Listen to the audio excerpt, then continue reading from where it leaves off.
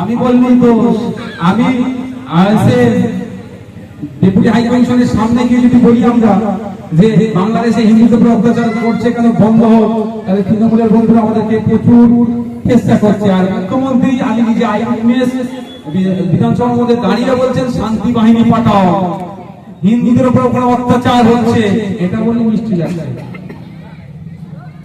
এটা তৃণমূলের ওই বন্ধুদেরকে জিজ্ঞাসা করো যারা পাড়ার বাঁচাতে আইএসএফ এর প্রতিবাদ করছে।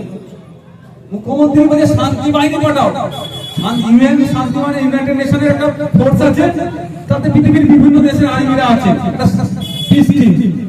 তাদেরকে পাঠাতে হবে। তাহলে কি ভয়ঙ্কর হচ্ছে, কিন্তু ওই ভাষাটা মুখ্যমন্ত্রী একটু মানে সুন্দর ভাবে পলিশ ভাষা বলেছে, সুন্দর শুনতে ভালো লাগছে বলেছে বলে তৃণমূলের বন্ধুরা যারা চায়ের দোকানে বসে আমাদেরকে সমালোচনা করতো তারা ধরতে পারেনি কতটা ভয়ঙ্কর ভাষাটা বলেছে।